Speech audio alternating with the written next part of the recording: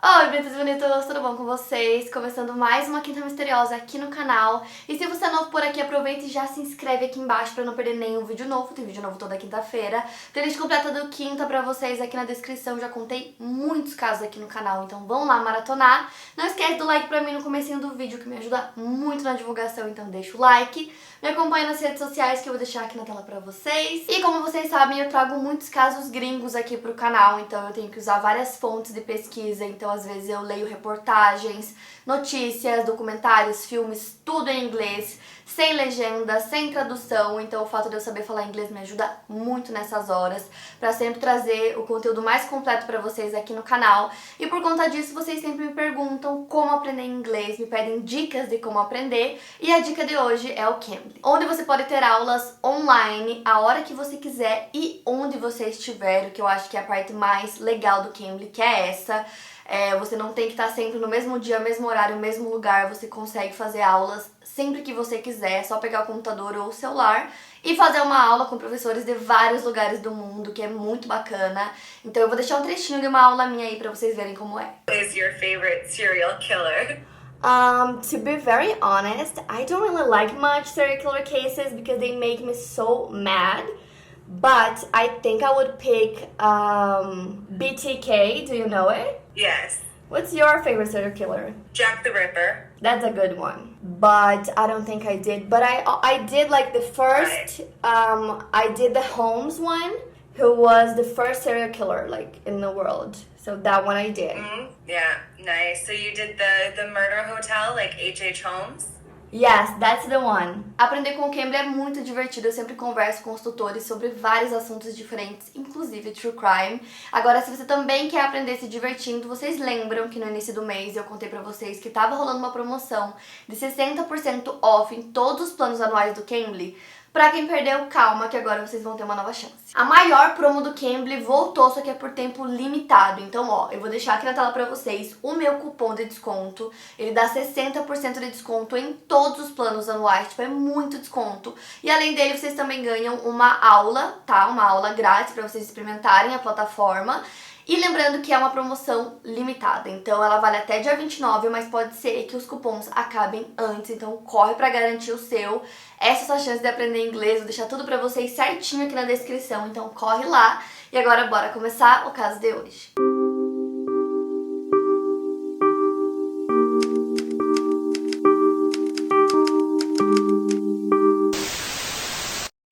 Carol Wuornos nasceu no dia 29 de fevereiro de 1956 em Rochester, no estado norte-americano de Michigan, Estados Unidos. E antes de falar sobre a Eileen, seu apelido era Lee, eu vou falar um pouco sobre os seus pais. Filha de Leo Dale Pittman, mas ela não chegou a conhecer o seu pai. Ele apresentava comportamentos violentos desde sua infância. Quando Leo era criança, o seu avô morreu de câncer e sua avó mimou muito ele, sempre fazendo bolos pra ele, dando dinheiro pra ele. Em sua adolescência, ele bateu e abusou da avó dele. Uma das coisas mais cruéis que ele gostava de fazer era amarrar dois gatos juntos e jogá-los em algum lugar fechado para vê-los brigar. Já a mãe da Eileen, a Diane Wuornos, era uma imigrante finlandesa e logo depois que ela nasceu, o seu pai foi preso, acusado de abusar de uma criança de 7 anos de idade e depois matá-la. Ele cumpriu pena em hospitais psiquiátricos em Kansas e Michigan. A Diane acabou se casando com o Leo quando ela tinha 15 anos de idade e ela se divorciou dele em menos de 2 anos de casamento. Antes da Eileen nascer, ela teve, na verdade, outro filho chamado Keith, ele era um ano mais velho que ela, tendo nascido em fevereiro de 1955. Então, voltando a falar da Eileen, em 1960, sua mãe abandonou ela e seu irmão, então eles ficaram sob os cuidados dos avós maternos. Porém, os avós não revelaram pra eles que eles eram seus avós, tratavam eles como filhos, então eles achavam que, de fato, seus avós eram seus pais. Então a situação deles, que já era difícil com a mãe, não melhorou depois que eles foram deixados com os avós, porque vários amigos de infância da Eileen relatam que ela sofria violência física do seu avô e a sua avó era alcoólatra. Então eles não proviam os melhores cuidados às crianças. Quando ela tinha 6 anos de idade, ela sofreu queimaduras faciais gravíssimas, enquanto ela e o Keith, seu irmão, estavam brincando com fogo. Mesmo se recuperando das queimaduras, esse acidente deixou várias cicatrizes no rosto dela. Ela nasceu em uma área próxima de Rochester, ao sul, chamada Troy. Quando completou 11 anos de idade, ela começou a trocar favores sexuais por cigarros, cerveja e dinheiro. Na escola, ela começou a apresentar sintomas de perda auditiva e problemas de visão, além de problemas comportamentais. Os funcionários da escola recomendaram que ela recebesse acompanhamento e tentaram ajudar ela a melhorar o seu comportamento, dando um leve tranquilizante para ela. A Aileen só foi descobrir que os seus avós não eram os seus pais quando ela tinha 12 anos de idade. Então, nessa época, ela e o seu irmão se revoltaram muito por conta disso. Quando ela tinha 13 anos de idade, o seu pai cometeu suicídio enquanto cumpria pena na prisão em 1969. Ele se enforcou em sua cela. A história da gravidez da Aileen é uma das poucas partes da história dela que foi corroborada, e eu acho importante citar isso já no início, porque tem muita coisa do passado dela que ela falava que eram más lembranças e muita coisa também é cercada por rumores. Então, durante a pesquisa, em alguns lugares falava uma coisa, em outro lugar falava outra. E isso se dá não só por rumores no geral das pessoas, mas também porque às vezes ela mesma falava uma coisa e aí em outro momento perguntavam sobre o mesmo assunto, ela dizia outra coisa. Então, eu acho importante citar isso pra vocês. Então, a Aileen engravidou e muitas pessoas falam que o pai da criança era o irmão dela, o Keith. E ela já contou que os dois começaram a ter relações desde muito novos.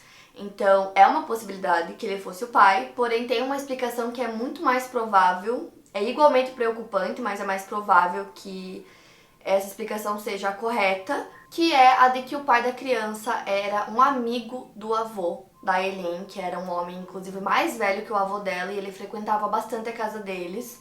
Então, vários vizinhos e amigos da família da Aileen contam que esse homem sempre estava lá e que provavelmente ele era o pai. Então ela engravidou aos 14 anos de idade, ela acabou abandonando a escola e ela até morou em uma casa para mãe solo, na época que ela estava grávida, então ela deu à luz a um bebê, um menino, e ela acabou entregando a criança para adoção. Nesse mesmo ano, em julho, a avó da Aileen acabou morrendo de insuficiência hepática e no dia que ela morreu, ela começou a ter várias convulsões e o avô da Aileen não chamou a ambulância em nenhum momento porque ele disse que ele não tinha condições de pagar as despesas médicas, então ela morreu nesse dia.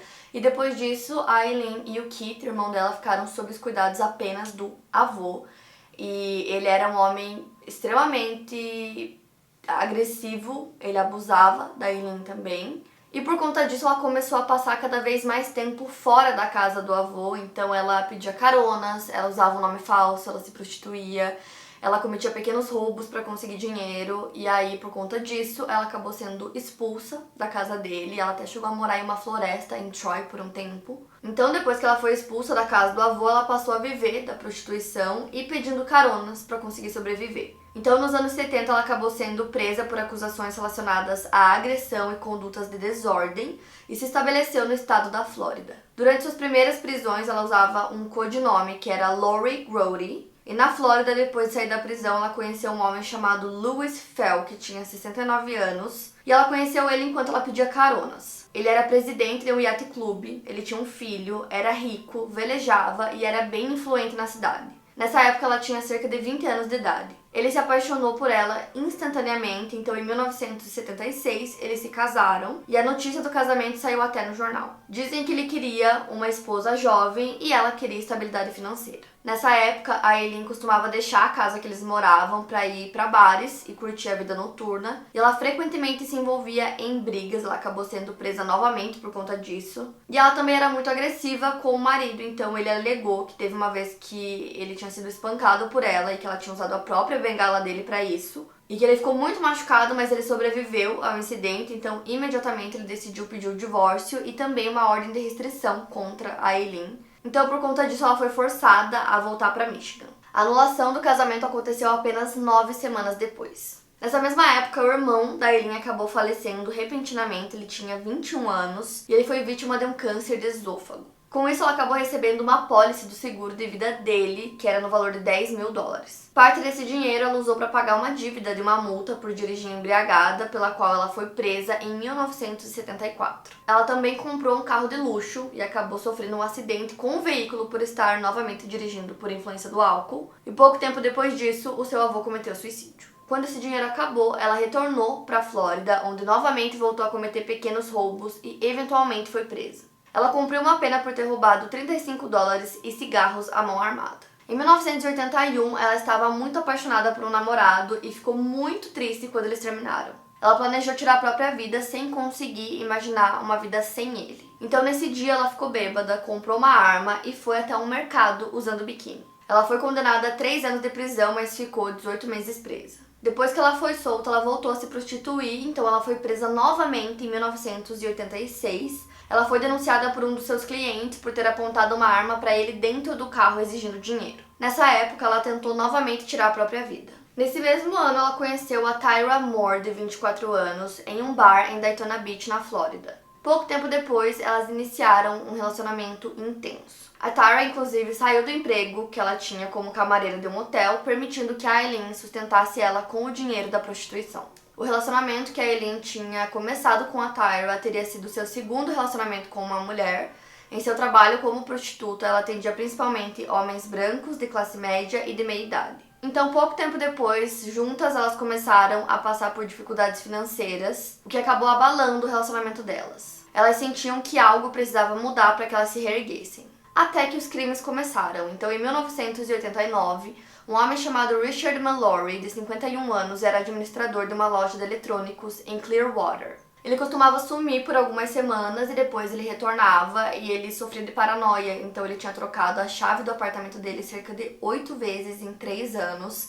E aí ele desapareceu no final de novembro de 89. Ele não tinha pessoas muito próximas a ele, então ninguém sentiu falta dele, ninguém percebeu que já fazia muito tempo que ele tinha sumido e que ele não tinha retornado. Então, no dia 1º de dezembro, um policial encontrou um carro que estava destrancado e abandonado.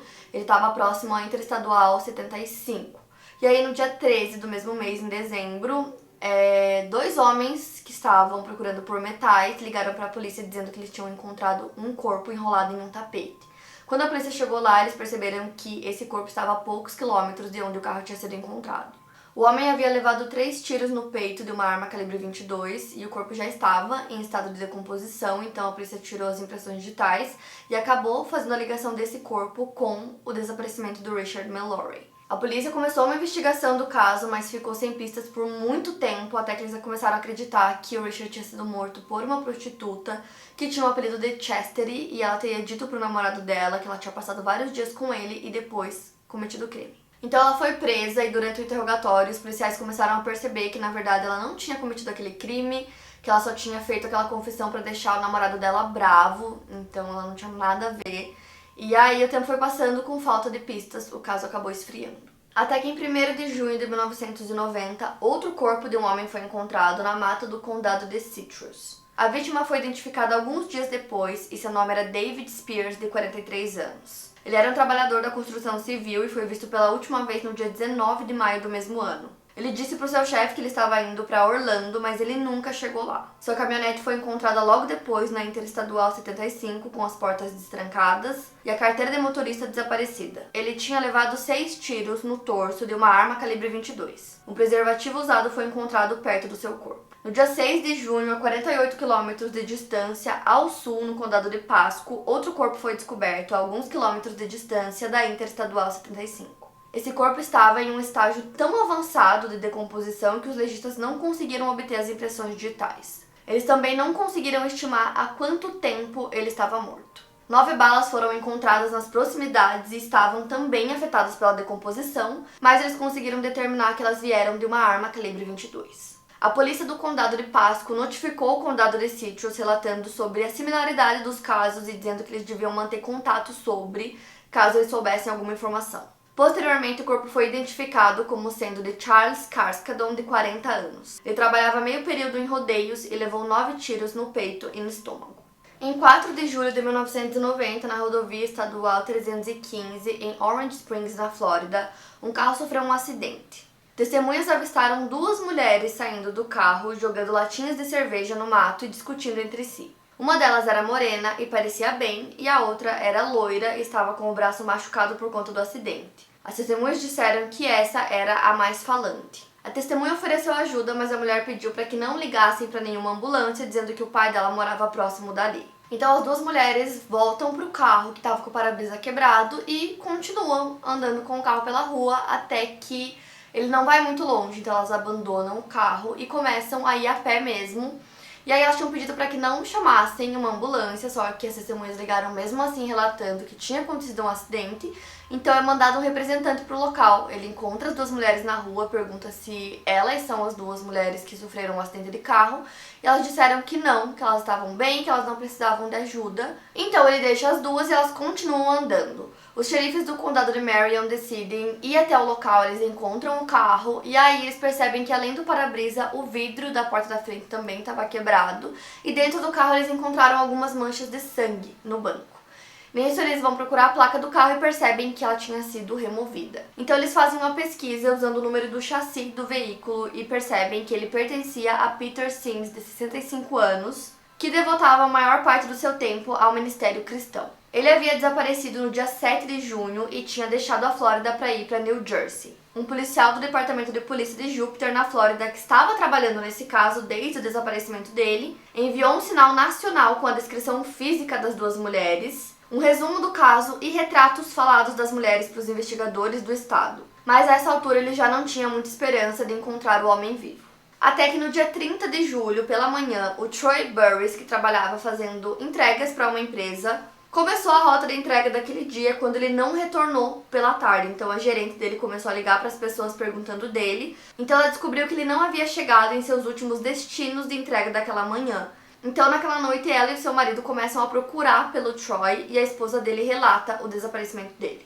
Às 9 da manhã, policiais do condado de Marion encontraram a caminhonete dele em uma curva na rodovia estadual 19. O veículo estava destrancado, mas as chaves tinham sumido. 5 dias depois, em 4 de agosto, uma família estava fazendo um piquenique na Ocala National Forest quando eles se depararam com um corpo em uma clareira, a praticamente 12 quilômetros de distância de onde o veículo tinha sido encontrado. Então, por conta do calor e da umidade daquele local onde encontraram o corpo, ele já estava em um estado avançado de decomposição, mas a esposa do Troy conseguiu identificar que era ele por conta da aliança que ele estava usando no dedo. Ele tinha 50 anos e levou um tiro nas costas e um tiro no peito de uma arma calibre 22. Então, no dia que ele desapareceu, a polícia tinha prendido um traficante que estava pedindo carona na rodovia, então ligaram ele ao crime, mas depois de investigar mais a fundo perceberam que ele não tinha nada a ver, então ele foi descartado como suspeito. Outro homem chamado Charles Humphreys nunca voltou para casa depois do seu último dia de trabalho. Ele era um major aposentado da Força Aérea, ele foi chefe de polícia no Alabama e era investigador de abusos infantis no estado da Flórida. Ele havia sido transferido para o escritório do departamento de Ocala e ele tinha 56 anos. Seu corpo foi encontrado no condado de Marion no dia 12 de setembro de 1990. Ele levou 7 tiros e 6 balas de calibre 22 foram recuperadas do seu corpo.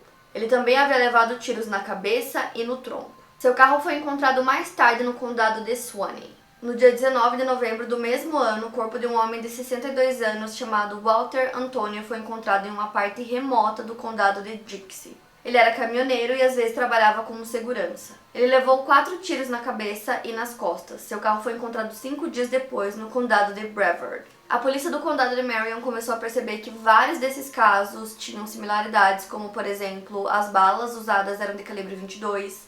Na maioria dos casos, os corpos foram encontrados nus ou parcialmente vestidos. Então eles começaram a acreditar que todos esses casos estavam relacionados e que quem cometia os crimes pedia caronas pela estrada e que a aparência dessa pessoa não demonstrava riscos para as vítimas, que acabavam aceitando e dando carona.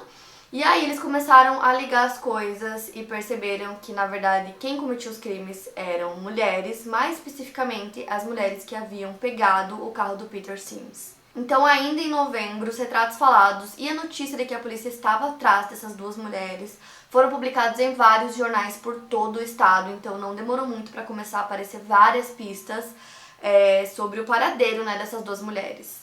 Um homem ligou para a polícia dizendo que ele tinha uma pista, que ele tinha conversado com 2 mulheres que batiam com a descrição dessas que eles procuravam e que o nome de uma delas era Tyra Moore e a outra Susan Blahovic. Outra testemunha anônima identificou as mulheres como Ty Moore e Lee Blahovic, dizendo que elas eram um casal e que a Lee era a dominante, que ela era uma prostituta e que sempre ficava nas paradas de caminhões. Até que a maior pista do caso veio de Port Orange, próximo a Daytona. A polícia estava rastreando todos os passos da Lee Blahovic e da Tyra Moore, obtendo uma descrição dos seus movimentos desde o fim de setembro até o meio de dezembro de 1990. Então eles foram descobrindo várias coisas, descobriram que elas ficavam em motéis e que ali utilizava outro nome, que era Cami Marsh Green. Elas passaram um tempo morando em um apartamento que ficava atrás de um restaurante e no começo de dezembro elas saíram desse apartamento, mas ali retornou sozinha para o local e ficou lá até o dia 10 de dezembro. Então a polícia fez uma rápida pesquisa da carteira de motorista e do histórico criminal da Tyra Moore, da Susan Blachowicz e da Cami Marsh Green. A Tyra não tinha registros. Em 1983, ela foi acusada de invasão a domicílio, mas a queixa foi retirada. Já a Susan tinha uma prisão por invasão e a Cami Green não tinha nenhum registro. Porém, as fotos da carteira de motorista da Susan e da Cami não batiam. Eles descobriram também que o nome Cami Green era utilizado quando as duas mulheres vendiam coisas em lojas de penhores. A polícia de Volusia descobriu que a Cami vendeu uma câmera de carro e alguns outros itens em uma casa de penhores em Daytona Beach. No recibo da casa de penhores, a polícia conseguiu uma impressão digital. Os itens vendidos pertenciam a Richard Mallory, que foi o primeiro, da série de homens que foram mortos sob o mesmo modus operandi. Em Ormond Beach, Cami vendeu uma série de ferramentas que batiam com a descrição das que foram roubadas do veículo de outra vítima, que no caso era o David Spears. Aquela impressão digital que eles conseguiram foi essencial, porque em uma pesquisa inicial não foram encontradas correspondências, mas em uma pesquisa manual nos arquivos de impressões digitais da polícia de Volusia, em cerca de 1 hora eles encontraram uma correspondência que era uma mulher que usava o nome de Lori Grody. Ela havia sido presa por porte ilegal de arma e as digitais batiam.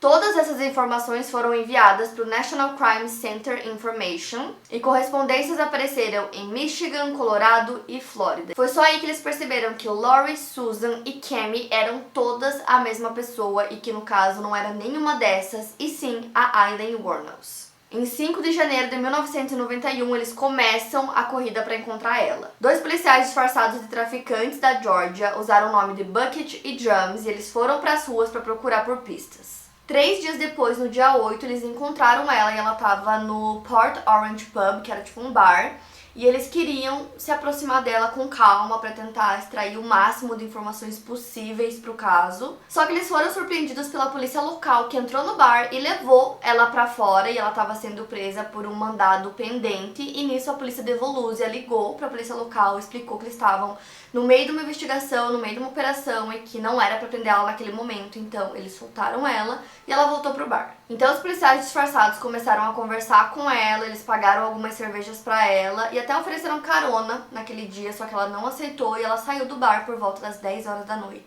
Então ela começou a caminhar pela estrada e eles foram seguindo ela com o carro, com todas as luzes apagadas. Eles foram orientados a parar de seguir ela naquele momento, porque ela poderia perceber. Então ela vai para outro bar chamado Last Resort e aí os policiais disfarçados vão para esse bar também, ficam lá por um tempo e eles saem do bar por volta da meia-noite, porém a Aileen continua lá, inclusive ela dorme naquele bar no dia. E aí na manhã seguinte os dois voltam pro bar e ela ainda estava lá, só que agora ela estava acordada e a ideia deles era prender a Aileen naquela noite, Então eles iam esperar um tempo, tentar conseguir mais informações e prender ela no final do dia. Porém, eles descobriram que ia ter tipo um churrasco lá naquele bar, que ia acontecer várias coisas, ia ter muita gente lá, então talvez ficasse um pouco mais difícil de fazer a prisão, talvez ficasse muito tumultuado, então eles decidiram fazer a prisão naquele momento. Então eles começam a conversar com ela e perguntam se ela quer ir até o quarto de hotel que eles estão ficando para tomar um banho, ela aceita. Quando eles saem do bar, já tinha um policial lá de Volusia esperando para fazer a prisão, então ele fala pra Aileen que ela tá sendo presa sob um mandato no nome de Lori Grody, que inclusive era um dos nomes que ela usava, mas como vocês sabem não era o nome verdadeiro dela. Então nesse primeiro momento eles não mencionam pra ela sobre todos os crimes, que eles estavam percebendo, que provavelmente estavam interligados e que ela era suspeita, eles não falam nada sobre isso. E aí, 2 dias depois eles conseguem localizar a Tyra. E ela estava morando com a irmã dela em Pittston, na Pensilvânia, e ela tinha terminado o relacionamento com a Aileen no ano anterior, então ela tinha ido pra lá morar com a irmã, e nisso 2 policiais são mandados até o local para entrevistar ela. Então logo no início eles explicaram pra ela que ela não estava sendo acusada de nada, eles só precisavam colher o depoimento dela. Então ela conta que desde o início ela sabia dos crimes, porque na primeira vez que a Aileen chegou em casa com o carro do Richard Mallory, ela já contou pra ela que tinha cometido o crime. E aí a Tyra disse que ela não queria ouvir, que ela não queria saber. Então toda vez que ela chegava em casa, e queria falar sobre algum crime que ela tinha cometido ou sobre como ela conseguiu algum item roubado, a Tara não queria ouvir. Ela disse que queria saber o menos possível sobre os crimes que a Aileen estava cometendo. Então ela disse que sim, que ela suspeitava que ela estava cometendo assassinatos, mas que ela não sabia porque ela não queria saber nada disso quando ela queria contar. Então ela contou que quanto mais ela sabia sobre esses crimes, mais ela se sentia culpada em não relatar tudo pra polícia. Ela disse que ela estava muito assustada e que por mais que a Aileen dissesse que nunca faria nada contra ela, nunca machucaria ela tinha medo, ela não sabia o que podia acontecer. Então depois de contar isso pra polícia, ela é levada novamente pra Flórida para que ela possa ajudar na investigação lá. Então a polícia começou a bolar um plano. Eles colocaram a Tara em um hotel em Daytona Beach. E aí eles queriam que ela ligasse pra Aileen, essas conversas seriam gravadas, e era pra ela falar que ela tinha voltado pra Flórida, que a mãe dela tinha dado um dinheiro pra ela, que ela precisava recuperar algumas coisas. E por meio dessas ligações era pra ela tentar conseguir uma confissão da Aileen. Era pra ela dizer que a família dela estava sendo questionada sobre esses crimes que tinham acontecido na Flórida e que ela estava com medo que a culpa caísse sobre ela. Então no dia 14 de janeiro ela faz a primeira ligação pra Aileen, que já estava presa. E aí ela pergunta por que ela estava presa e a Aileen responde que era por conta de um mandato em nome de Lori, que era o nome que ela usava, e também por uma multa de trânsito. Ou seja, ela não sabia nesse momento que ela era uma das suspeitas do caso. Ela até disse na ligação pra Tara que ela estava lendo os jornais e viu que ela não estava na lista de suspeitos. E ela também sabia que todos os telefonemas feitos na prisão eram monitorados. Então sempre que a Tara tentava falar sobre os crimes, a Aileen não falava nada. Ela acreditava que essas conversas estavam todas sendo gravadas. Então ela sempre mudava de assunto, não confessava, não falava nada. Ao todo foram 2 dias fazendo essas ligações e aí nas últimas ligações a Aileen já estava menos cautelosa em relação a essas conversas serem gravadas ou não. E a Tara sempre falava que a família dela estava sendo interrogada, que eles acreditavam que ela tinha alguma coisa a ver com os crimes. Então a Aileen finalmente responde que ela tomaria toda a responsabilidade pelos crimes, que era pra Tara falar o que ela sabia e que se ela precisasse confessar, ela confessaria. Então, na manhã do dia 16 de janeiro, ela confessa, e aí, na confissão, ela sempre focava em 2 pontos principais. O primeiro era de que a Tara não estava envolvida de forma alguma, então ela sempre frisava que a culpa era dela, que em nenhum momento a Tara ajudou a cometer os crimes, que ela não tinha nada a ver com as circunstâncias que levaram ela a cometer os crimes, que realmente ela não tinha nada a ver. E a segunda era de que ela tinha cometido todos os crimes em legítima defesa. Então ela disse que as vítimas ou tinham roubado, ou ameaçado, ou abusado dela no dia que ela cometeu os crimes. E outra coisa também é que sempre que ela começava a relatar alguma coisa e ela percebia que aquilo poderia incriminá-la de alguma forma, ela voltava atrás naquela parte específica e contava novamente, só que de um outro jeito para que não tivesse culpa nenhuma em cima dela. Ela também disse que ela já tinha sido abusada muitas vezes e que ela estava farta disso, então toda vez que uma das vítimas começava a ficar agressiva, ela as matava por medo. A Aileen foi acusada de assassinato em 1º grau pela morte do Richard Mallory, assalto à mão armada utilizando arma de fogo e posse de arma de fogo. Quando ela foi presa em 91, seus registros já incluíam prisões por posse ilegal de arma de fogo, falsificação, agressão e roubo. Os policiais que a conheciam e já tinham lidado com ela diziam que ela era uma mulher facilmente irritada. Familiares, detetives, a Tara e até mesmo a Aileen começaram a receber ofertas da mídia para vender a história em forma de filmes e livros. A Aileen até achou que ela conseguiria ficar milionária com a venda da sua história, mas na Flórida tem uma lei que proíbe que presos lucrem vendendo suas histórias para mídia. Mas o caso acabou sendo transmitido, nos noticiários, deixando a Aileen conhecida, e ela falava sobre os crimes para quem quisesse ouvir, incluindo funcionários da prisão do condado de Volusia. E nisso, uma mulher chamada Arlene Prale, que é uma cristã renascida, entrou em contato com a Aileen depois de ter tido um sonho no qual Jesus tinha dito para ela que ela deveria cuidar da Aileen. Então ela disse que tinha visto uma foto dela no jornal e ela escreveu uma carta para ela dizendo: "Meu nome é Arlene, eu nasci de novo. Você vai achar que eu sou louca, mas Jesus me disse para escrever para você." Então nessa carta ela deixou o telefone da casa dela para Aileen e no dia 30 de janeiro ela recebeu uma ligação. E nisso elas começaram a ficar próximas e aí a Arlene disse que elas tinham uma conexão de almas e que se o mundo pudesse conhecer a verdadeira Aileen Wuornos, nenhum júri iria condená-la. Só que o que a Aileen não sabia é que a sua nova amiga estava recebendo dinheiro para dar entrevistas sobre ela, incluindo uma entrevista que ela ganhou $10.000. Só que aí ela usou parte desse dinheiro que ela ganhou para contratar um novo advogado para Aileen, chamado Steven Glazer. Então a Aileen passou o ano de 1991 presa e durante esse tempo a Tara cooperou completamente com a polícia em troca de imunidade total. Mas as duas conversavam constantemente pelo telefone. Já dentro da prisão, a vida para Aileen estava mais difícil do que era fora. Ela passou a acreditar que a comida que era oferecida para ela estava sendo contaminada por fluidos corporais. E dessa forma ela fez greve de fome várias vezes. Ela se recusava a comer as refeições que eram preparadas enquanto mais de uma pessoa estava presente na cozinha da prisão. Durante esse mesmo ano, a Arlene, essa nova amiga da Aileen, continuava dando entrevistas e falava com várias pessoas sobre o caso. E ela até conseguia arranjar algumas entrevistas para Aileen fazer com repórteres que ela acreditava que simpatizavam com a história dela. Ambas enfatizavam que a infância que a Aileen teve foi muito difícil e elas acusavam de corrupção quem era útil à investigação, como policiais, advogados e principalmente a Tara. No dia 22 de novembro de 91, a Arlene e seu marido adotaram a Aileen legalmente. A Arlene disse que Deus tinha dito para ela fazer isso. No dia 14 de janeiro de 92, a Aileen foi a julgamento pelo assassinato de Richard Mallory. O seu caso foi julgado no condado de Volusia, na Flórida. Ela foi representada pela defensora pública Tricia Jenkins, e esse foi o único julgamento ao qual a Aileen foi submetida. O Steven Glazer, seu advogado particular, a representou depois desse primeiro julgamento, organizando os argumentos em relação a ela nunca ter contestado sua culpa nos demais assassinatos. O promotor do caso foi o promotor estadual John Tanner, e o juiz foi Uriel Blount. Ele estava aposentado, inclusive, na época, mas ele saiu da aposentadoria especialmente para julgá-la. O caso foi montado pela promotoria e eles baseavam-se principalmente em uma confissão que tinha sido gravada em vídeo.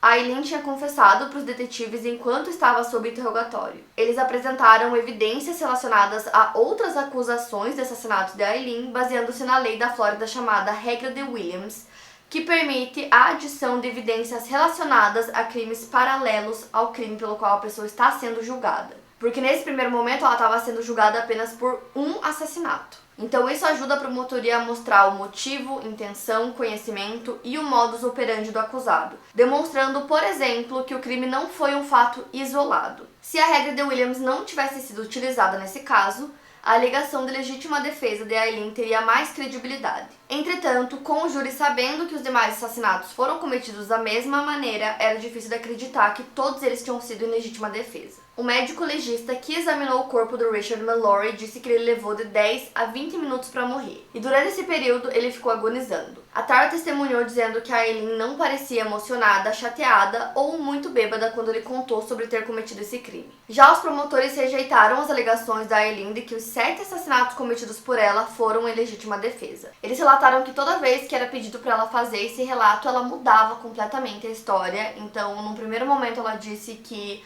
o Richard deu uma carona pra ela, ele pegou ela numa estrada e ele parou em um local assim que era uma área mais arborizada para que eles tivessem relações. Ela disse que eles iniciaram uma discussão e que ela sentiu que ela seria roubada ou abusada por ele, então ela pegou a arma dela que estava dentro da bolsa e os dois começaram a lutar pela arma. Ela disse que ela conseguiu ficar com a arma, então ela atirou nele uma vez, ele abriu a porta do carro, caiu, pra fora do carro, fechou a porta.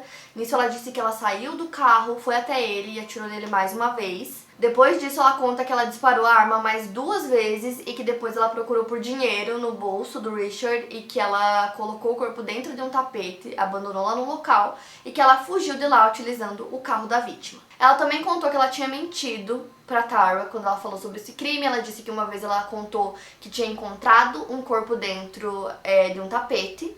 E em outra versão ela teria contado que ela teria cometido o crime. Porém, na confissão gravada, em nenhum momento ela citou que o Richard tinha tentado abusar dela. Na verdade, parecia que o tempo todo ela estava tentando defender a Tara. E ela até disse que ela tirou uma vida e que ela teria matado pessoas e que ela merecia morrer. Só que aí a defesa argumentou que a confissão gravada foi obtida de maneira involuntária por parte da Aileen, violando seu direito ao devido processo legal. Ela foi informada de seus direitos pela polícia e recebeu um defensor público que aconselhou ela a não dar longas declarações à polícia, mas mesmo assim a defesa alegou que o fato de a polícia ter explorado bastante o relacionamento dela com a Tara para obter uma confissão prejudicou sua saúde mental, de maneira que ela não conseguiu compreender completamente o que havia sido dito sobre os seus direitos e os conselhos que recebeu de seu advogado. O tribunal de primeira instância rejeitou esse argumento e negou a moção da defesa para suprimir a confissão gravada em vídeo. Essa confissão gravada já havia vazado na mídia, o que influenciou a maneira como o público enxergava a Aileen. Já nas entrevistas posteriores que ela deu para a polícia, ela começou a mudar um pouco as versões que ela contava sobre os relatos e ela também começou a falar em detalhes sobre todos os casos em que ela disse que agiu em legítima defesa. Então agora ela conta uma nova versão sobre o que teria acontecido. Então ela disse que ela ofereceu seus serviços para o Richard, que ele aceitou, e que ela entrou no carro dele, ele dirigiu até uma área arborizada, que lá eles conversaram, beberam e fumaram por cerca de 5 horas e ela disse que ela estava realmente bêbada. Então ela conta que por volta das 5 horas da manhã eles iriam começar a ter relações, então ela disse que tirou suas roupas e que aí o Richard falou pra ela que ele não tinha dinheiro o suficiente pra pagar o que ela tava cobrando. Então quando ela começou a colocar as roupas novamente, o Richard teria colocado uma corda em seu pescoço e ameaçado matá-la. Ela disse que ele prendeu as mãos dela no volante e que ela foi abusada violentamente. Depois ele teria desamarrado ela e mandado ela se deitar. Ela disse que nesse momento ela achou que ele iria matá-la, então ela conseguiu pegar a arma dela na bolsa, os dois lutaram pela arma e ela conseguiu atirar nele, que depois atirou mais 2 vezes em legítima defesa. Mesmo contra a vontade dos seus advogados, a Aileen testemunhou no seu próprio julgamento. Ela tinha o direito constitucional de não testemunhar e a promotoria não poderia obrigá-la, mas ela quis testemunhar mesmo assim. Durante seu depoimento, ela mais uma vez alegou que tinha agido em legítima defesa e durante as perguntas ela ficou irritada e agitada. Ela foi aconselhada por seus advogados a não responder às perguntas e ela invocou seu direito de quinta emenda 25 vezes, que para quem não sabe é um termo frequentemente usado para invocar a cláusula de autoincriminação quando as testemunhas se recusam a responder a perguntas em que as respostas possam incriminá-las. Ela foi a única testemunha da defesa. Outra questão levantada pela defesa foi que logo após a prisão da Aileen, 3 detetives da polícia e sua ex-namorada Tyra falaram com a mídia para vender a história dela. Algumas pessoas desconfiaram que os acordos feitos entre eles e a mídia influenciavam as testemunhas a exagerar em suas histórias para ganharem mais notoriedade e receberem ofertas mais lucrativas da mídia. No dia 27 de janeiro de 92, após deliberar por 2 horas, o júri a considerou culpada de todas as acusações. Ela ficou furiosa com o veredito e gritou: "Eu fui abusada, espero que você seja abusada. Tudo que eles disseram sobre mim estava cheio de mentiras. Nenhuma dessas coisas era verdade. Eu sou totalmente sã, eu não usei drogas." No dia seguinte, a fase da sentença começou. Um julgamento de pena foi realizado com o mesmo júri para determinar se ela seria condenada à morte ou à prisão perpétua. É importante citar que foram dados muitos diagnósticos para Aileen. O Dr. Bernard, psicólogo e especialista do estado, testemunhou na fase de penalidades, dizendo que ela sofria de transtorno de personalidade limítrofe, que é caracterizado por um padrão generalizado de instabilidade em relacionamentos, autoimagem, humor, comportamento, bem como hipersensibilidade, a possibilidade de rejeição e abandono. Ele também disse que ela sofria de transtorno de personalidade antissocial, que é caracterizado por um padrão generalizado de descaso com as consequências e direitos dos outros. Ele também concordava com outros especialistas que ela tinha certa deficiência de capacidade e sofria de perturbação mental no momento do crime, mas concluiu que a deficiência não era substancial e que a perturbação não era extrema. Ele também concordou que haviam evidências atenuantes não estatuárias em seu comportamento, como seus problemas mentais, alcoolismo e distúrbios. Para responder à introdução de evidências sobre a infância difícil e criação da Aileen, o Estado chamou 2 pessoas para testemunharem sobre a infância dela. Uma delas era a tia biológica da Aileen, a quem ela acreditava que era irmã, né? Porque, como eu falei para vocês, ela foi criada pelos avós e só mais tarde descobriu que eles eram avós e não pais dela. Então, a tia biológica foi uma dessas que testemunhou. E também pelo seu tio Barry Wuornos, que na época ela também acreditava que era seu irmão. O Barry testemunhou que seu pai e avô da Aileen era um homem que estabelecia muitas regras e era alguém que eles tinham que sempre tomar cuidado. Entretanto, ele alega que nunca viu seu pai bater em Aileen, mesmo assim, ele sabia que ela sofria espancamentos. Quando ela tinha 10 anos, ele disse que a disciplina do seu avô se tornou mais rígida. A defesa dela tentou mostrar que ela foi uma pessoa que viveu uma vida horrível, cheia de violências, com pouco amparo e que mais tarde apenas atacou seus agressores em resposta a esses anos de sofrimento. O advogado de defesa se referiu à sua cliente como uma criança danificada e primitiva e implorou ao júri que poupasse a vida de Aileen. Por 12 votos a 0, o júri a condenou à pena de morte no dia 31 de janeiro de 92. Eles concluíram que haviam 5 circunstâncias agravantes e um fator atenuante no caso. Eu vou colocar eles na tela para vocês, então vocês podem pausar para conseguir ler.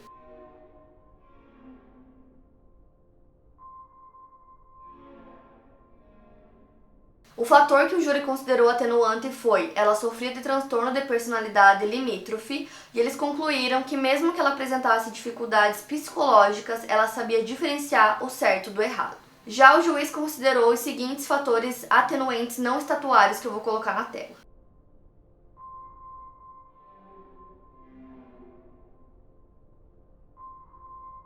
E eu coloquei tudo isso na tela para vocês porque foi por conta desses fatores que o juiz seguiu a recomendação de morte do júri e condenou a Aileen Wuornos à cadeira elétrica. Depois do julgamento, foi descoberto que a Tara tinha feito alguns acordos para que fossem feitos filmes e livros sobre a história dela e da Aileen, e que também 3 detetives que estavam envolvidos na investigação do caso também fizeram alguns acordos, e que depois disso eles pediram demissão. Então basicamente essas pessoas estavam tentando lucrar com a história da Aileen. Os detetives, em sua defesa, disseram que eles não queriam esses lucros para eles, que eles iriam usar o dinheiro para fazer um fundo para vítimas. Já o Steven Glazer, que é o advogado da Aileen, que foi contratado pela Arlene, que adotou ela, ele foi acusado pela defensora pública Trisha Jenkins de lidar mal com o caso e com todas as apelações que vieram depois do julgamento.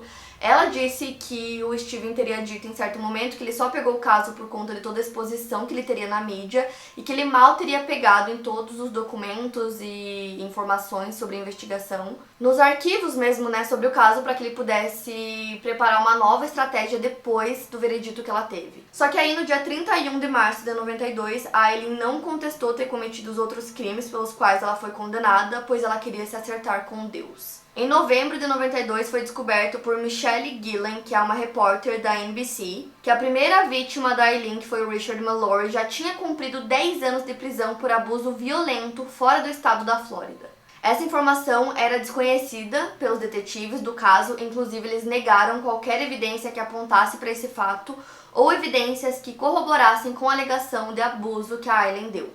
O juiz se recusou a permitir que isso fosse admitido no processo depois do julgamento, e a Aileen nunca foi submetida a um segundo julgamento. Já a relação da Aileen com a Arlene, que foi a mulher que adotou ela, não durou muito também. Depois de um tempo ela começou a perceber que basicamente ela só queria lucrar em cima dela, e ela disse que depois de um tempo ela começou a receber dicas que a Arlene e o marido dela davam para ela de como ela poderia cometer suicídio na prisão. E ela também suspeitava que eles haviam aconselhado ela a não contestar essas novas acusações, que eram muitas, porque o Steven não era um advogado qualificado para isso, ele não conseguiria cuidar de um caso com múltiplas acusações de assassinato. Então, em junho de 92, ela se declarou culpada do assassinato de Charles Carskadon e recebeu uma 5ª sentença de morte em novembro. Em fevereiro de 93, ela se declarou novamente culpada do assassinato de Walter Antonio e recebeu uma nova condenação à morte. Durante o apelo que ela fez ao tribunal, ela alegou novamente que o Richard havia abusado dela.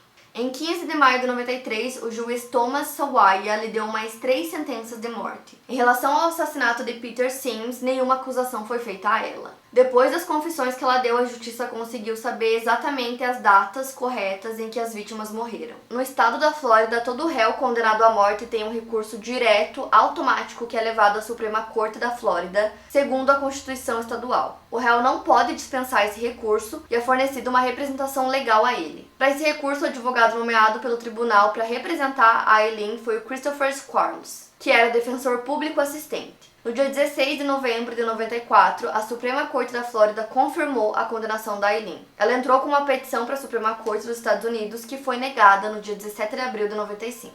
A Aileen argumentou que o seu advogado do julgamento inicial havia lhe fornecido uma representação ineficaz. Isso foi exemplificado pelo fato de ele não ter descoberto as acusações anteriores contra o Richard Mallory, que poderiam ter sustentado a versão da Aileen ter sido abusada por ele. Outra coisa que foi argumentada foi que o advogado não chamou outras testemunhas no julgamento que pudessem falar sobre a infância e todos os abusos que a Aileen sofreu em sua vida. Inclusive, vários amigos de infância da Aileen, pessoas que conheciam ela, disseram que se eles tivessem sido chamados, eles teriam ido até o julgamento pra testemunhar a favor dela, contando tudo que ela já tinha sofrido. E aí eles contaram que, na verdade, eles só foram contatados pela mídia depois que o julgamento já tinha acontecido e que eles nunca teriam sido contatados pela Defensoria Pública. Então, nessa época, a Aileen demitiu todos os advogados que ela tinha e em 2001 ela recusou todos os seus recursos. Alguns dos advogados que trabalharam para ela entraram em contato com a Suprema Corte da Flórida para dizer que a Aileen não poderia ser considerada apta para ser executada por conta do seu estado mental.